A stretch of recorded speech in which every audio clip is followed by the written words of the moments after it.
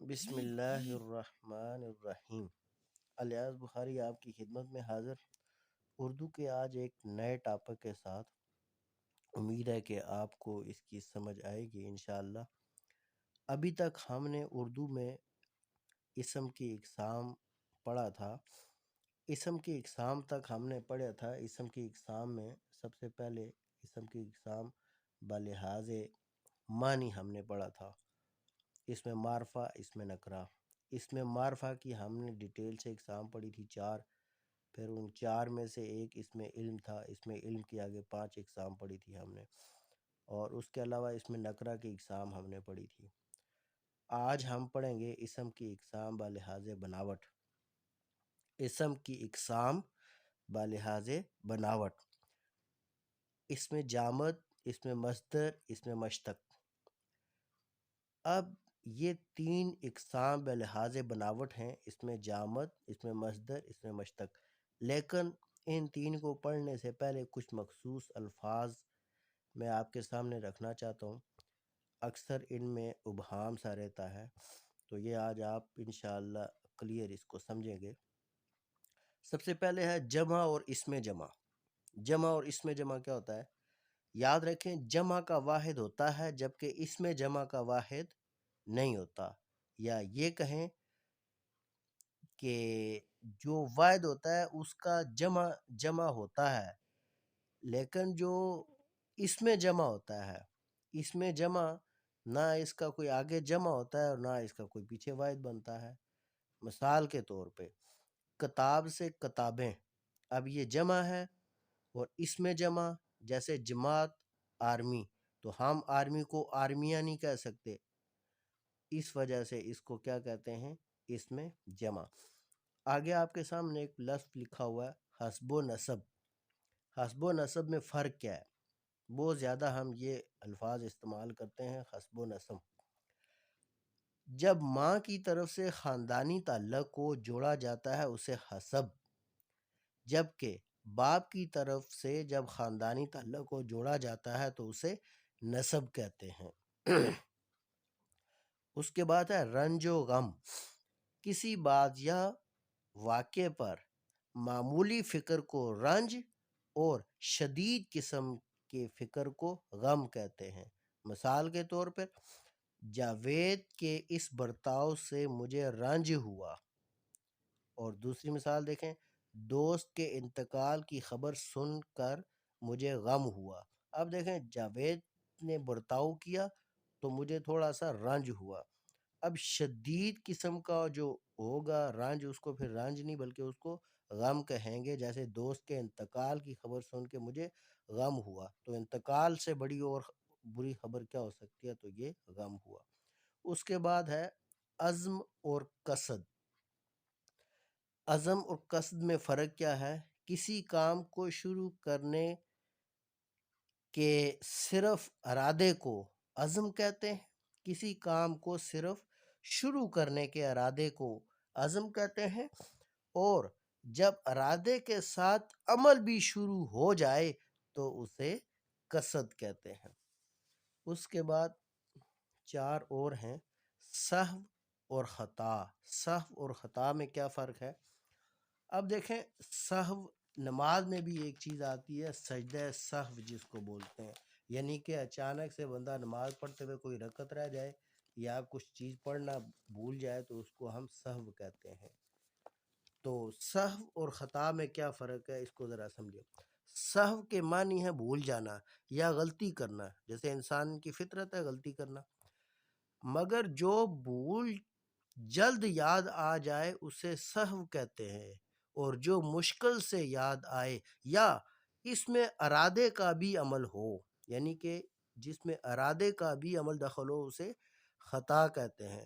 مثال کے طور پہ میں نے آپ کو بتایا کہ جب ہم نماز پڑھتے ہیں، کوئی ہم سے جو ہے نا 2 سجدے کرنے تھے، 1 ہی کیا، یا 4 رکعتیں پڑھنی تھی، 3 ہم نے پڑھ لی، 4 پوری نہیں کی، تو یہ ہم سے سہو ہوگی، یعنی کہ یہ بھول چوک ہو گئی۔ لیکن خطا کیا ہوتی ہے؟ خطا کا ہمیں پتہ ہوتا ہے کہ یہ غلط کام ہے لیکن ہم کر جاتے ہیں، وہ غلطی کر جاتے ہیں، تو اس کو خطا کہیں گے۔ اس کے بعد ہے وعدہ اور وعید۔ مستقبل میں کسی طرح کی بھلائی کرنے یا خوشخبری دینے کو وعدہ کہتے ہیں، یا پھر کسی طرح کی اذیت یا بری خبر دینے کو وعید کہتے ہیں۔ اب دیکھیں، جنت کی بشارت اللہ تعالیٰ نے ہمیں اس چیز کا وعدہ کیا ہے، جبکہ دوزخ کا خوف دلایا ہے۔ تو دوزخ کا خوف دلانا یہ ہمارے لیے وعید ہے، اور جبکہ وعدہ وہ جنت کی خوشخبری دینا یہ اللہ کا وعدہ ہے۔ اس کے بعد ہے تصنیف اور تالیف۔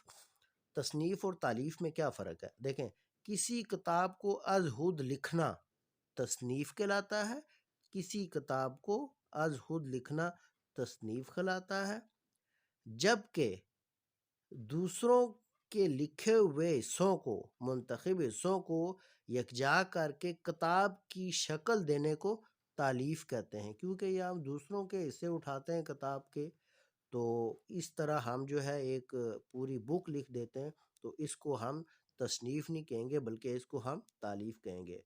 اس کے بعد سوری آخری جو ہے وہ ہے ایجاد و اختراع۔ ایجاد اور اختراع کیا ہوتا ہے؟ کسی نئی چیز کی دریافت جو مختلف تجربات کے بعد ہوئی ہو، اسے ایجاد کہتے ہیں۔ مثلا گرام بیل کی ایجاد ٹیلی فون ہے، کیونکہ ٹیلی فون سے پہلے کوئی ایسا ذریعہ نہیں تھا۔ اب جو ایجاد کردہ چیز میں وقت کے ساتھ ساتھ تھوڑا بہت اضافہ ہوتے رہنا، اس کو اختراع کہتے ہیں۔ مثلا ٹیلی فون تو گرام بیل نے ایجاد کیا، اب موبائل کے اوپر، ٹیلی فون کے اوپر اس کی موبائل ایک صورت آ گئی، اس کے بعد تصویر کا ٹیلی فون پہ آ جانا، یا ٹی وی اس کی اختراع ہے۔ اب دیکھیں، بلب جو ہے وہ ایجاد ہوا، پھر بلب کے بعد اب آہستہ آہستہ ٹیوب لائٹ آ گئی، اس کے علاوہ ایل ای ڈی لائٹ آ گئی، یہ ساری اختراع ہیں، جبکہ بلب جو ہے وہ کیا ہے؟ یہ ایجاد ہے۔ اب دیکھیں، ہمارا جو اگلا اس کا پورشن ہے آج کے ٹاپک کا، وہ اب ہم اصل پورشن کی طرف آتے ہیں۔ ابھی تک یہ چند جو ہے اصطلاحات تھی، کچھ جو میں نے ضروری سمجھا آپ کو بتا دوں۔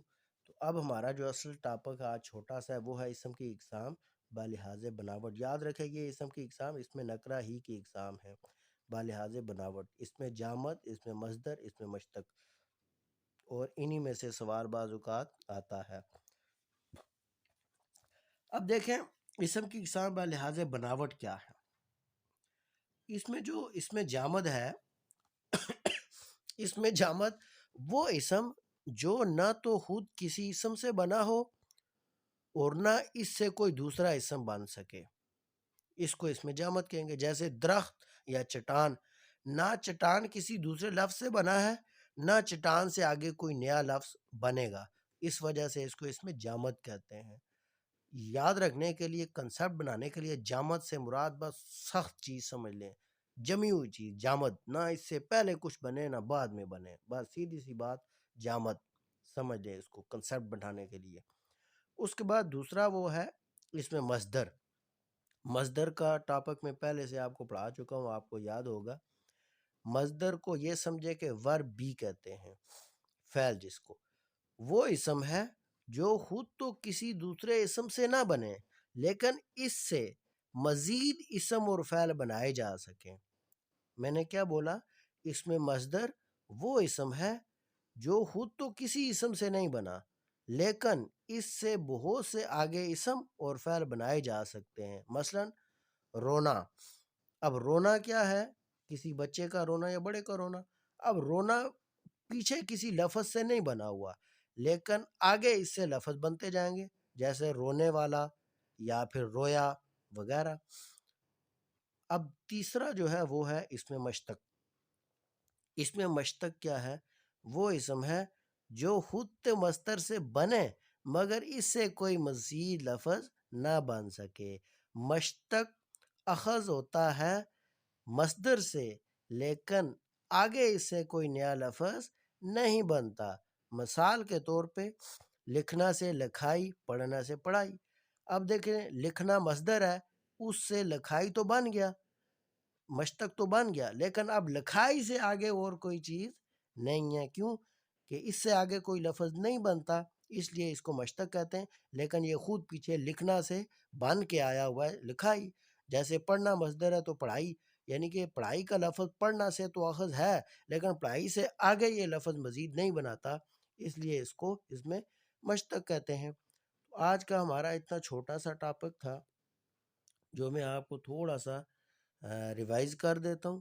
یہ دوسرے تو آسان ہیں، جمع اور اس میں جمع۔ جمع وہ ہوتا ہے جس کا واحد نہیں ہوتا، اس جمع وہ ہوتا ہے جس کا واحد ہوتا ہے، جیسے کتاب سے کتابیں، اور اس میں جمع وہ ہوتا ہے جس کا کوئی واحد نہیں ہوتا، جیسے آرمی اور گروپ آپ ذہن میں رکھ لیں۔